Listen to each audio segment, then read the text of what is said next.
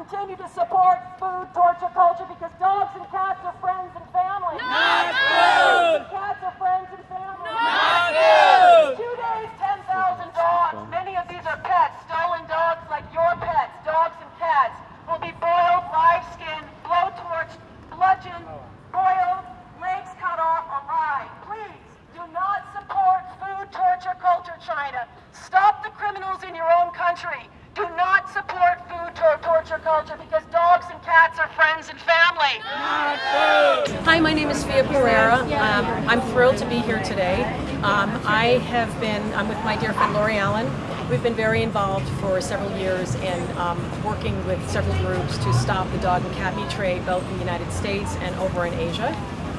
And so we are here to support all the other people that are speaking out against this horrific Yulin Dog and Cat Meat Festival. And it's certainly no festival for the dogs and cats.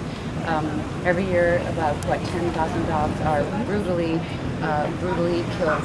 And as the sick tradition goes, that the more that they suffer, the more that they are tortured and bludgeoned and boiled, skinned alive, and that's the light part of what the torture is. That the sweeter the meat is, the more medicinal properties the dog meat or the tonic of boiled down dog or cat will give you for the upcoming year and things like that. And the torture is just something that we cannot condone in any society at any time. We're in 2016, and it just ends up creating sociopathic behavior in children in all cultures around, and it's coming to the forefront finally, the pressure that needs to be put upon the government and the awareness that needs to be raised in every country. And the thing too is that we're focusing on Yulin, but every day is Yulin. In Cambodia and Laos right now, Mark Ching is over risking his life. He is undercover going into different slaughterhouses, trying to rescue dogs that are being beaten. He pulls them down. I saw a video yesterday, I'm sure many of us have seen this video, of this little dog that was just screaming from the pain of being beaten.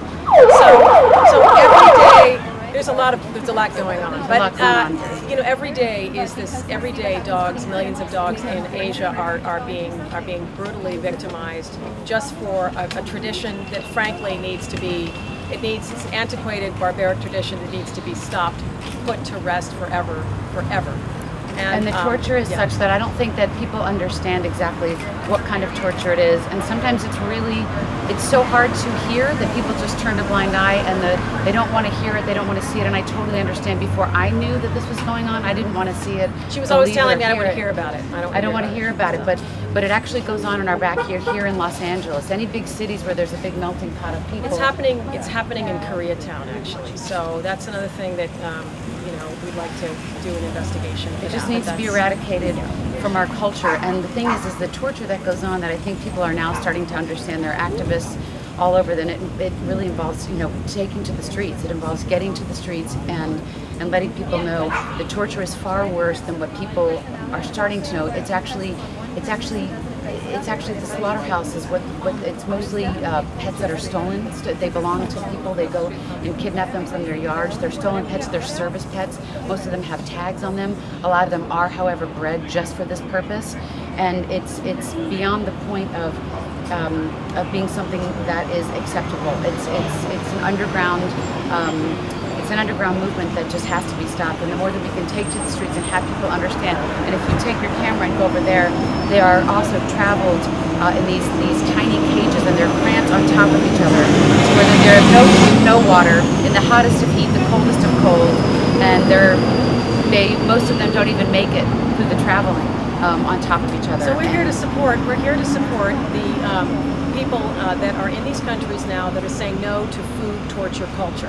Okay, we are not saying that every person from China, from Vietnam, Cambodia are doing these horrific things, but we're working with organizations within these countries that are also trying to stop and spread awareness that in fact the more the dog and cat suffers, it doesn't mean that you're going to get any sort of medicinal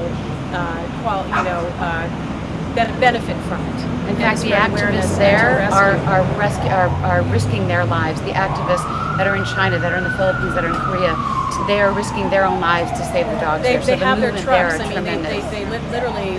Mr. Zhao, he's in Nanjing and he's Tianjin actually. Here, Mrs.